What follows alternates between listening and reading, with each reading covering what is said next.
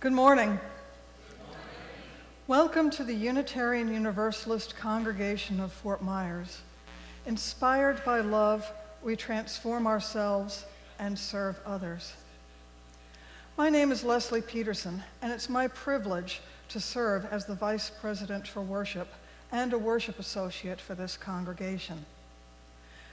This morning, I was looking forward to sharing the chancel with Reverend Sue via Zoom, but unfortunately, due to weather conditions in Costa Rica, she has no internet connectivity and is therefore unable to join us. Nevertheless, she has provided me with her words, and so I will be sharing her message with you this morning. Also joining us are our Director of Music, Jon Dalton, and our small but mighty choir, as well as Jeff Letts on the organ. Yes, hand for our music team. I'd also like to give thanks to our amazing tech team who allows this hybrid service to be possible so that we reach not only you here in the sanctuary, but also those who are joining us on Zoom. They do so much behind the scenes to make all of this happen, and I'm very grateful for all of their hard work and dedication. Here at UUCFM, one of the ways that we seek to grow in love is by fostering a climate of purposeful inclusion and safety for people of all, regardless of race, ethnicity, age, ability, sexual orientation, gender identity, gender expression, spiritual path, or national origin. Lee County and our beautiful campus sit on the land originally occupied by the Calusa tribe. We honor them, as well as the Miccosukee and Seminole, who continue to care for South Florida lands. I'd like to extend a special welcome this morning to our guests. If you have filled out a connection card, you may place it in the bags during the offertory. If you're joining us online, I'd like to invite you to complete a connection card, and the link will be placed in the chat box. The most important gift that you can give us is a chance to get to know you. Members may use the card for a change in contact information or a caring concern that you'd like our pastoral care associates to address. If you are attending by Zoom, please keep your microphone muted and refrain from placing messages in the chat window unless asked to do so. And now, let us begin our service.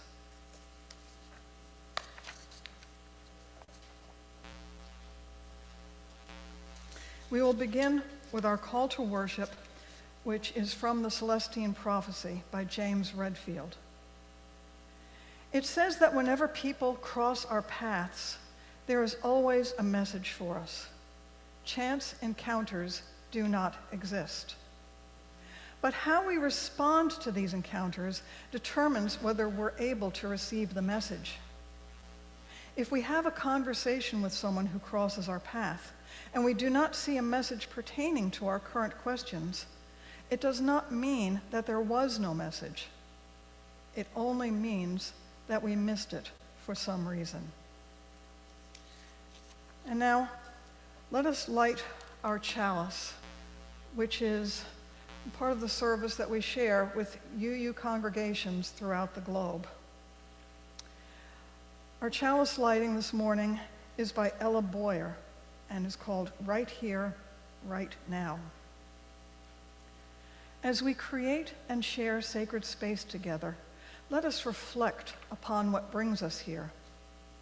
We have all come here for different reasons, from different decisions, faced different challenges, and shared different love. And yet all of our differences have led us to this space, right here, right now. Some believe we are here for a greater purpose. Others hold fast to a claim of complete coincidence. Others still lie somewhere in between. There are so many differences and barriers between each individual, it would seem at times as though the odds were stacked against us, becoming one whole, as we believe different things, live and experience different things, and value and hate different things.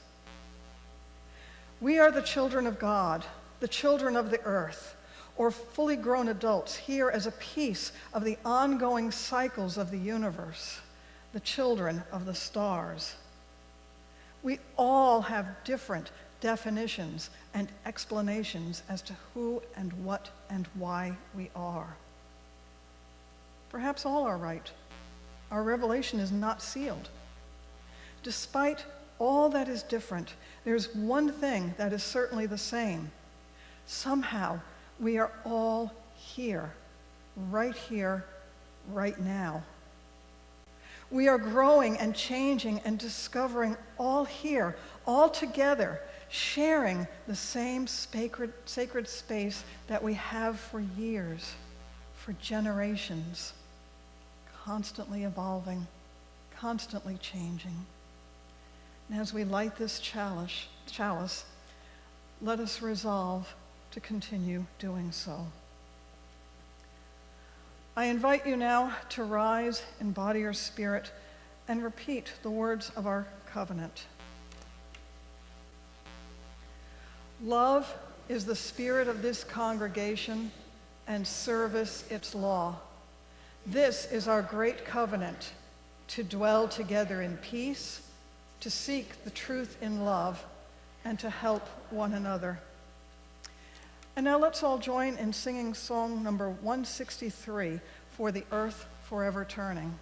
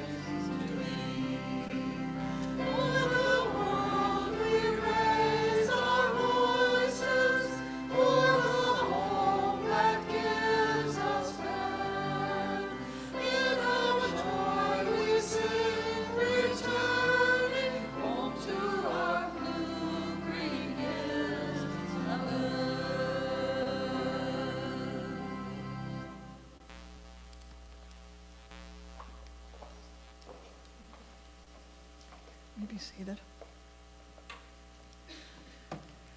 And now we come to a point in our service where I'm going to share a story for all ages. And although I don't see any little ones here, I'm going to come down anyway and invite anyone who is young in heart to come down and join me. Yes, I knew you would, Melissa. I know. Never outgrow that.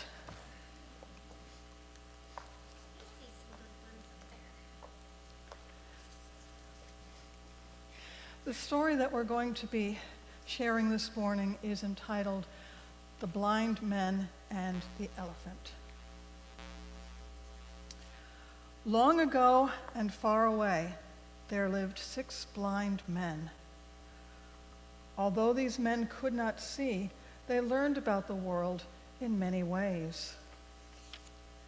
They could hear the music of the flute with their ears. They could feel the softness of silk with their fingers. They could smell the scent of food cooking and taste its spicy flavor. That's getting me hungry. Together they took care of their home, and they were very happy. Then one day, the blind men heard some exciting news. The prince had received a new elephant at his palace. The blind men had heard of elephants, but they had never met one. They did not know what an elephant was like. "Let us go to the prince's palace," said one of the blind men. "Then we can find out what the elephant is really like." Off they went. It was a long walk to the palace. The blind men grew hot and thirsty, but they did not stop. They could not wait to touch the elephant. Finally, they reached the palace. A guard came to greet them. The blind men told him why they had come. "Of course you may touch the elephant," said the guard. "I am sure the prince will not mind." The guard led the 6 men to the animal, which stood quietly in the garden. The first blind man touched the elephant's side. "It is strong and wide," he thought. "I think an elephant is like a wall." The second blind man touched the elephant's long, round trunk. "Oh, it is just like a snake," he decided. The third man grabbed the elephant's smooth ivory tusk. "Why, an elephant is as sharp as a spear." The fourth man held the elephant's leg. He thought it was as round and firm as a tree. The fifth blind man held the elephant's ear. The ear was very, very big. The elephant flapped it gently. The fifth man laughed. "It's just like a fan." The sixth blind man touched the animal's long, thin tail.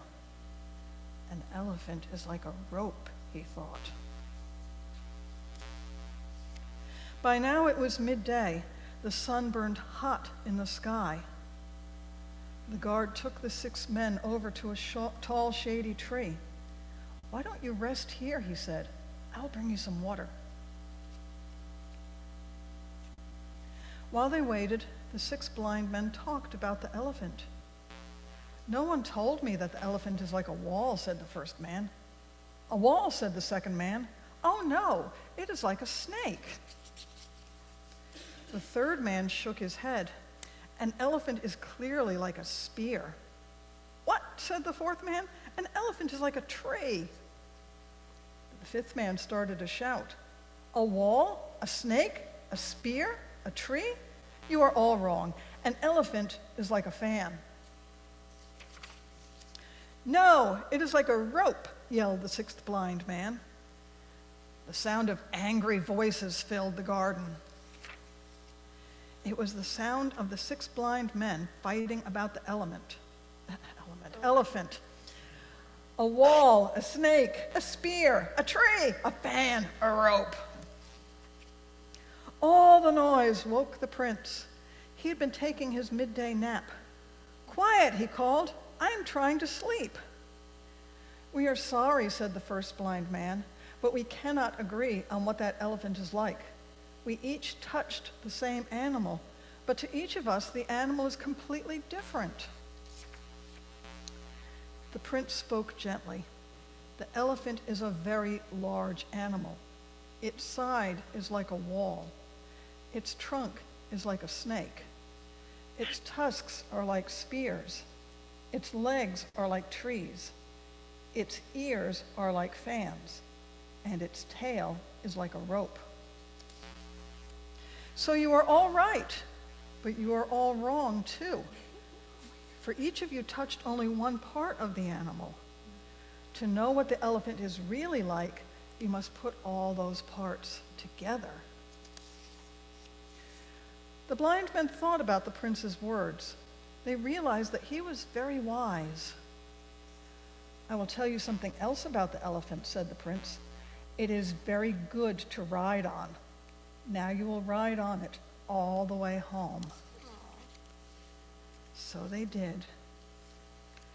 And they all agreed that that was the best part of all.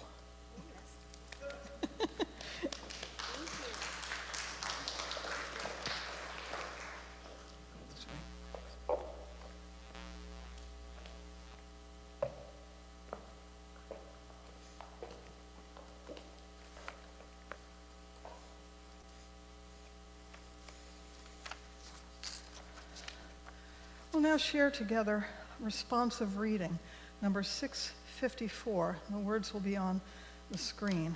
Impassioned Clay by Ralph N. Helverson.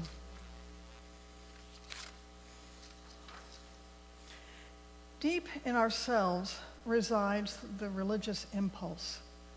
Out of the passions of our clay, it rises.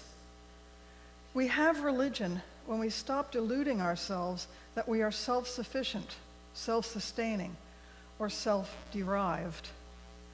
We have religion when we hold some hope beyond the present, some self-respect beyond our failures. We have religion when our hearts are capable of leaping up at beauty, when our nerves are edged by some dream in the heart. We have religion when we have an abiding gratitude for all that we have received. We have religion when we look upon people with all their failings and still find good in them. When we look beyond people to the grandeur in nature and to the purpose in our own heart.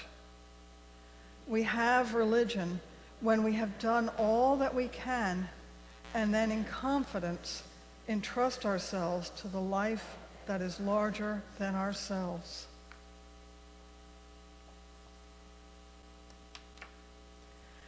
We now come to the point in our service where we join together in a ceremony that we call the Stones of Intention. If you have a stone with you this morning, I invite you to hold that stone in your hand, close to your heart. During the musical meditation, come forward to place your stone in the bowls with others in this extended beloved community. Allow your stone to symbolize your intentions, reflections, prayers, joys, sorrows, or milestones in your life. If you have not already brought a stone into the sanctuary, you may choose from one of the baskets next to the bowls of sand. For those of you joining us on Zoom or listening to the audio stream, you may also place a virtual stone of intention by clicking the green button on our church's website. The link will be placed in the chat window. If you wish, you may include your thoughts and intentions in the Zoom chat box. Remember, whether you are here with us in the sanctuary or attending virtually, we are all participating in community with each other. And I would like to begin by placing the first stone for Barbara Boynton, one of our longtime members. She has had an accident. She fell and broke her hip. She has had surgery, and she is in rehab, and she would welcome any phone calls that you would wish to on her cell phone. So holding her in our hearts and sending our love out to her, I place this first stone, and then the music starts. I invite you to come forward and share yours.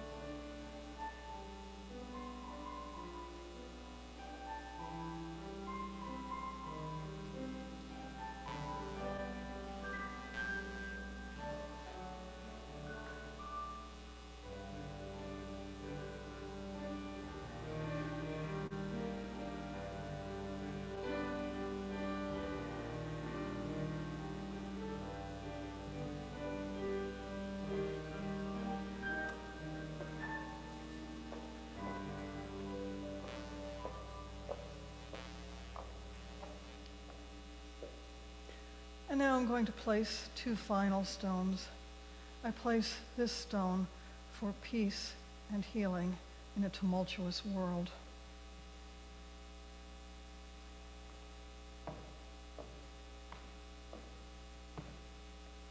And I place this stone for all that remains in our hearts and yet is unsaid.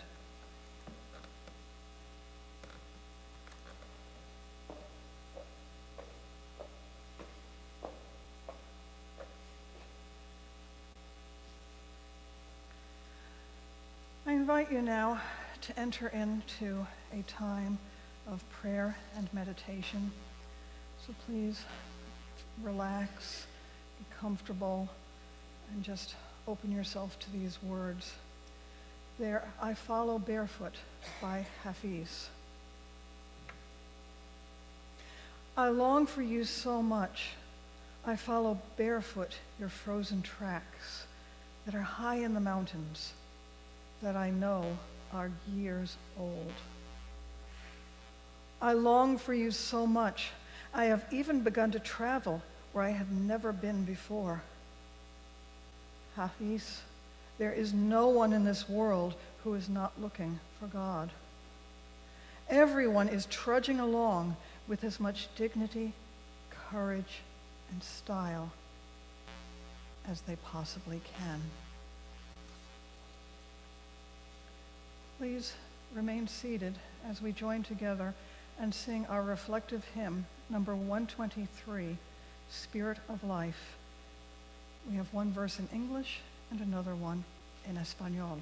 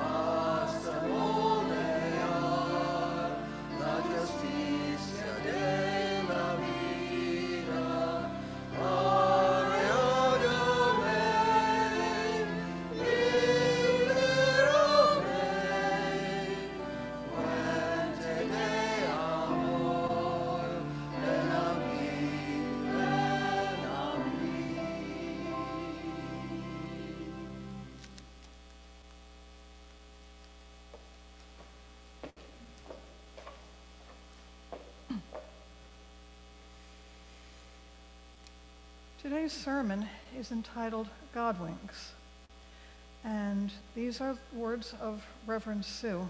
Since she was not able to be here this morning via Zoom, she has given me her words to share with you. A woman in Alabama decided to visit her sister. Her sister, unbeknownst to her, decided the same.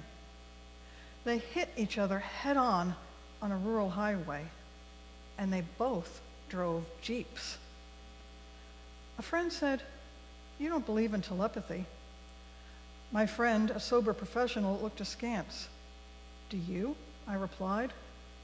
"Of course. So many times I've been out for the evening and suddenly became worried about the kids.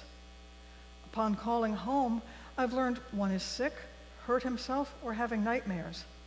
How else can you explain it? Such episodes have happened to us all, and it's common to hear the words, "It couldn't just be coincidence." The explanations people reach for range from random coincidence through mental telepathy or psychic stirrings to direct divine intervention. The author of the book Godwinks, and now many sequels, had one of those coincidental experiences when he was a young man. He had dreamed his whole life of working in radio. He finally got an interview with a station, but he had no way to get there. So, set out to hitchhike. Finally, someone picked him up, and as he told the story in a nervous and rapid voice, so excited that he could now make the interview, he realized the person that had picked him up was his hero and a famous radio host. Thus began his fascination with what he began to call Godwinks. What I do believe we discover in the Godwinks, or the coincidences of synchronicity, is the manifestation of the sacred. Is that God? I don't know. My theology does not support a theory of God as puppeteer in complete control. Is it explainable science? Perhaps. Is it other? We talked a few weeks ago about the sacred and the profane, and the manifestation of the sacred even amidst what often seems like the endless profanity of our troubled world. Yes, it is other, most definitely. But this is only true and real if we are aware of honoring the sanctity of relationship and the creation of the sacred, or the holy, that's W-H-O-L-L-Y, as in whole, the holy other. The cynical view would say, no way, it is just coincidence. It is true that our minds look for patterns.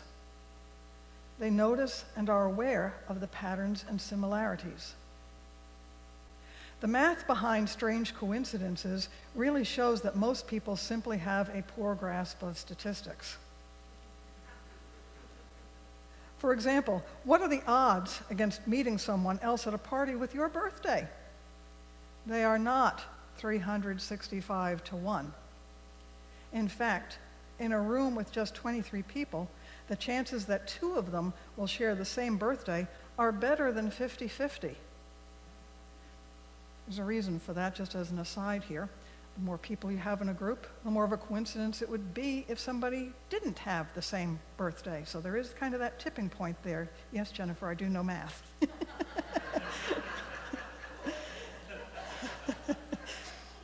You may find that here in the sanctuary this morning. Those are my words, not references. You may find that here in the sanctuary this morning. A world without a constant barrage of bizarre coincidences would be much more remarkable than the reverse. It is not all that unusual to have a dream that accurately predicts a future event, or for 2 golfers to achieve a hole-in-one on the same hole. On average, everyone should have a prophetic dream once every 19 years. And the odds of a double hole-in-one, although apparently staggering, at 1.85 billion to 1, ensures that this occurs about once a year. Some seemingly staggering coincidences can be easily reduced or explained. In the case of comparison between Lincoln and Kennedy. President Lincoln was elected in 1860. President Kennedy was elected in 1960.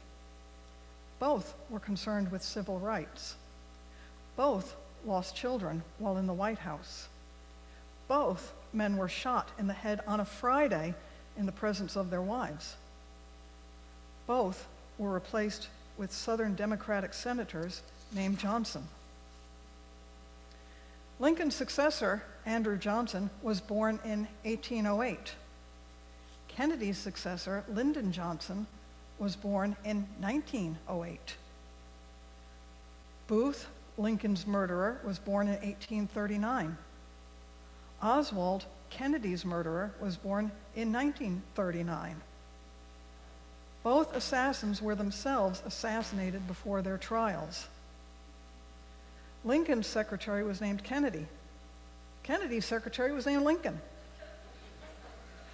Secretary Lincoln advised Kennedy not to go to Dallas. Secretary Kennedy advised Lincoln not to go to the theater. Booth shot Lincoln in a theater and ran to a warehouse. Oswald shot Kennedy from a warehouse and ran to a theater. Of course, we could spend all kinds of time analyzing each of these statements and situations and would likely find that there is, in fact, as little that is remarkable. This is how we shift from turning something that may be perceived as sacred into the profane, by explaining it away.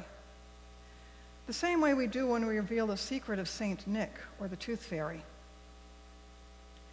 It is likely that our tendency to seek out patterns wherever we can has to do with our desires to make sense out of our lives, to maintain a feeling that the universe is orderly and can be understood, to somehow be able to make sense out of what in some cases seems chaotic, or at least hard to understand. In the case of both of these presidents' deaths, for instance, they seem to be murdered for no good reason. So by finding patterns in their deaths, we also hope to discover some larger cosmic explanation that provides us with some rhyme and reason for their deaths. Psychologically, there's been a lot of work done around synchronicity and coincidence. Coincidence has been a term used by many indicating fluke, luck, or chance. But some would say that when you look into the heart of it, you'll see there is more to it than you think. For example, you think about a friend and later that day, he or she calls you. Or you are in dire need of money, but really don't know where it's going to come from. And then the very next day, you find some money on the ground. Or a friend gives you a check for money he or she borrowed long ago. Just more examples. Everyday people experience some sort of unexplainable. Carl Jung, a huge believer in synchronicity, believed that a true synchronous event is when two or more events occur that have no relevance to another, but still have a significant correlation. There are 4 types of synchronicity. Predictive synchronicity is when it reduces the ego's hold on reality. Or in other words, 2 events occur and you see the relationship between them, although your mind has been taught that these things do not happen. Guiding synchronicity is that which guides you or assists you and is usually helpful. For instance, you are considering a career change and are not sure if you should go for it or stay in your present working condition. Then something happens that piques your interest. You meet someone who works for the same company that you've been considering working for. Depending on whether the meeting was negative or positive, the point is that you are guided to either change careers or stay within your own job. Your answer has presented itself to you. 3, reflective synchronicity usually relates to what is happening presently. An example would be hearing a song and automatically thinking of a friend. Ego-testing synchronicity is where the ego is tested, hence the name. When synchronistic events occur that relate to objects of desire, they are often a test to see if the desire stems from a healthy or unhealthy drive. The example here is to hear a song that reminds you of an ex-partner, and then seeing that as a sign to either get back together with the ex or not. However, this could be a wake-up call to review your previous relationship with that person. James Redfield, who wrote the popular Celestine prophecy books in the early 90s, would argue that the coincidences and synchronicity are a part of a much larger picture and plan, as would Squire Rushnell, who wrote When God Winks. I read earlier from Redfield's book, The Celestine Prophecy. He uses the word coincidence not to say that events are only a chance encounter, but that every occurrence has a meaning, thus synchronicity. The underlying theme of synchronicity is that everything in the universe has a connection, no matter how small or how large that connection is. Basically, what this is saying is pay attention to the world around you. Awaken to your life journey. Think outside the box and move forward in life as if guided. Synchronicity occurs for a reason. Something or someone is sending you a message, and all you have to do is listen and open up to it to discover what the journey is all about. Rushnell and others clearly ascribe these moments, winks, to a cosmic being. He says, somewhere at the center of the universe, orchestrating everything that happens. He says, during the mid-70s, what I call my agnostic period, I met an alcoholic priest, and we became great friends. Every time I was in northeastern France, I would call him, and we would go out for drinks, AA style, of course. Well, this particular day, I had crossed the border from Germany to France on business and had not called him. Then, in the late afternoon, after a hard day, I was looking for an address in a certain part of the city where I knew an AA member lived, and I couldn't find it. Remember, at this time, I had no God and was not really sure about steps number 2 through 12. But everywhere I had been, I had found someone in AA or someone who didn't drink to be my friend. I was staying sober on fellowship and hanging out in the right places. Well, it seems I had been driving around for hours trying to find this address, and I really wanted a drink bad. Suddenly, there was a bank. And for those of you who don't know banks are state-run in France, and they know where everyone lives, I pulled in to go in and see if I could get an address. And as I got out of my car, my priest friend walked up to me. He lived, and still does, about 45 miles from where we were.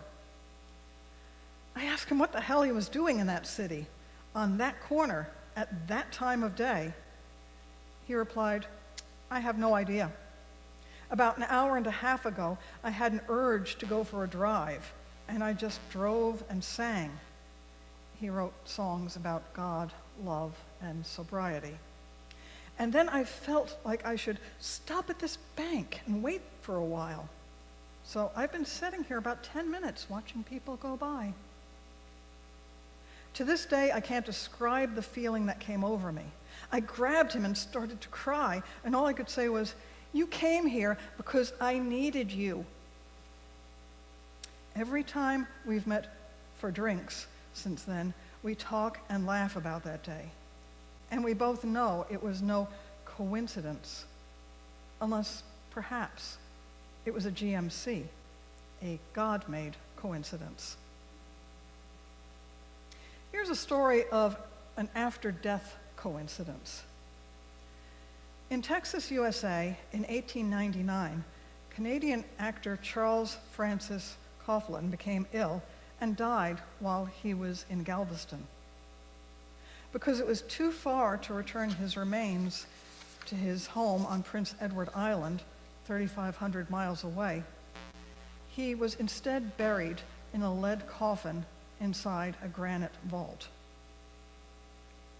A year after his death, in September 1900, a hurricane hit Galveston, flooding the graveyard, shattering Charles Coughlin's granite vault, and carrying away his lead coffin out into the Gulf of Mexico. in October 1908, 8 years after the hurricane, fishermen on Prince Edward Island spotted a weathered box floating near the shore. It was the coffin of Charles Coughlin, which had finally returned home.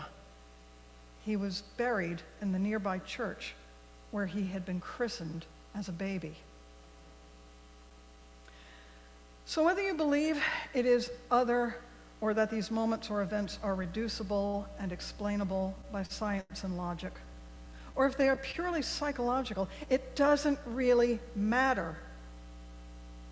What we know is that they exist, and if nothing else, illustrate the interconnectedness of everything, as well as offering us those wake-up calls. These events help us explain the elephant in our story today, which brings us to understand the holy of wholes. But by design or by chance or by divine intervention, we can agree to disagree on the explanation behind them. But it would be nearly impossible to deny their presence. So now you can forget about 90% of this morning's sermon, because I just told you that none of it really matters. All bunch of words anyway.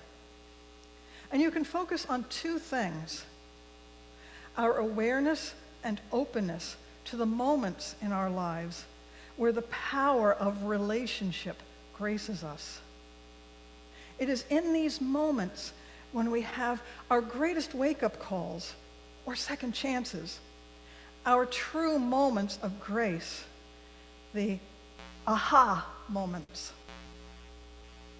And second, we can concentrate on how we respond to the Godwinks, or Godshots, or coincidences, or synchronistic events, or whatever you name them.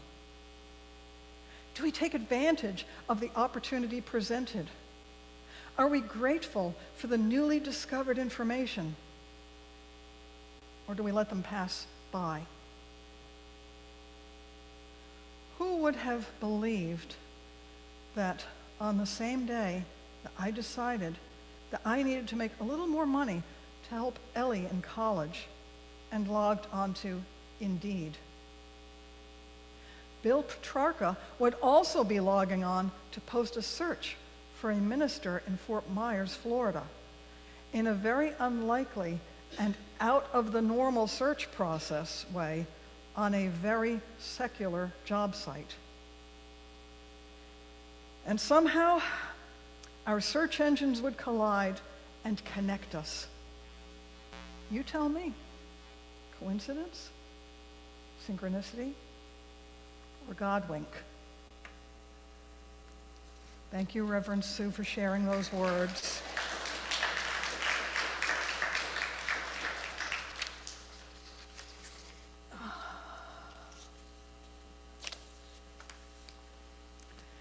We now come to a time in our service when we look at one of the ways in which we live out our spiritual values in the world, and that is by making them real through the form of a financial contribution. I invite you to enliven your commitment to this community and be generous in giving to support the work of this congregation. Every month, we also donate funds to a community organization in Lee County. Our community sharing partner in April is the South Fort Myers Food Pantry.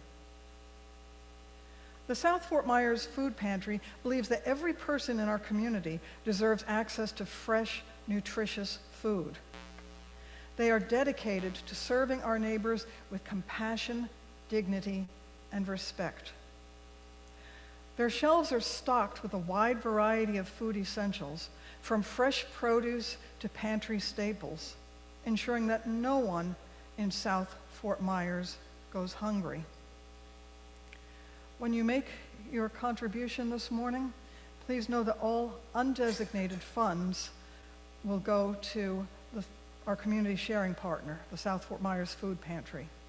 If you wish to make a donation towards your pledge or towards the congregation in general, please notate that on the envelope that has your contribution or on your check, or if you're doing this online, you have a spot that you can place how you want your contribution to be used.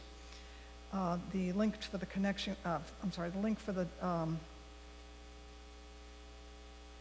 contribution will be placed in the chat box for those of you who are online. I also want to say a few words about the anthem that our choir is about to do for you, because it's a very special one today. Today's anthem comes from a sonnet by our very own Marge Gonzalez, with a musical setting by our director, Jon Dalton. It is about the eclipse, which we just experienced. It is about the eclipse from the point of view of the sun, who resents how much pleasure humans, whom she sees as tiny bipeds, take in having her rays blocked by the moon. As she thinks about it, she contemplates the day where there will be no sun's rays in the distant future when the solar system collapses. She reflects on how all that seems to be forever in time comes to an end, including her own reign as our star. Forever seems actually to mean temporary. Now, with that in mind, we will go ahead and take the offering, which will now be generously given and gratefully received.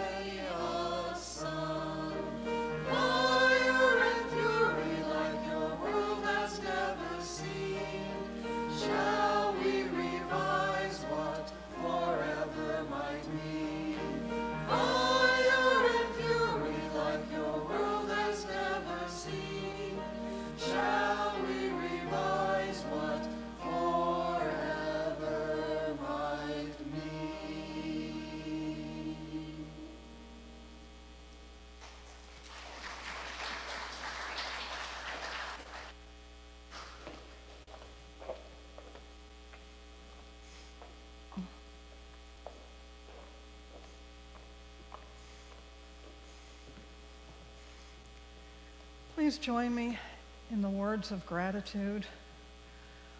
By the work of our hands and the work of our hearts, our love is made real.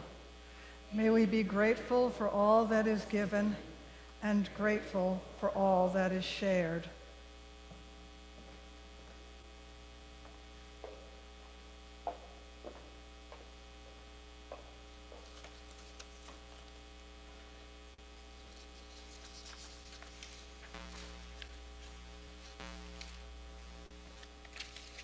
Our closing hymn is number 6, Just as Long as I Have Breath, and I invite you to rise, embody your spirit if you so wish.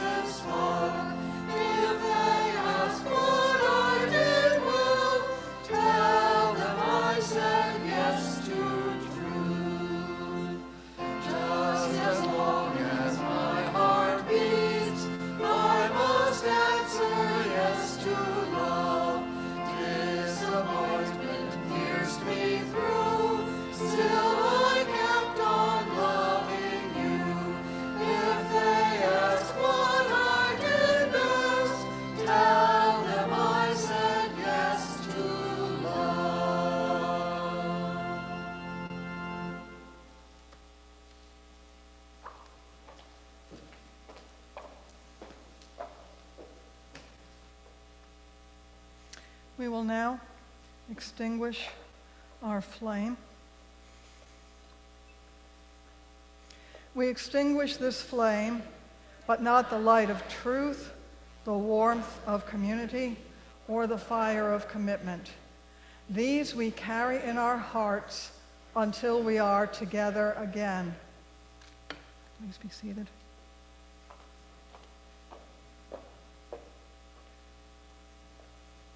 Our closing words for this morning comes from the book Godwinks. The mystery is always there, dancing around the fringe of our lives, giving us fleeting glimpses of possibility. And now, I'd like to invite everyone to remain seated during the postlude. You may greet your neighbor, and then exit. Actually, you can exit during the postlude.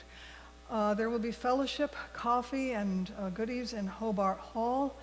And for those of you who are on Zoom, there will not be a talkback session this morning, but I hope that everyone here goes in peace and has a beautiful Sunday.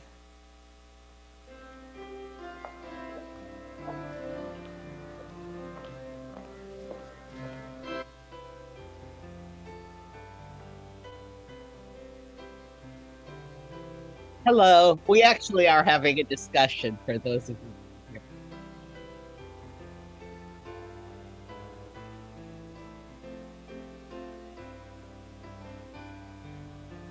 Hang on for a bit.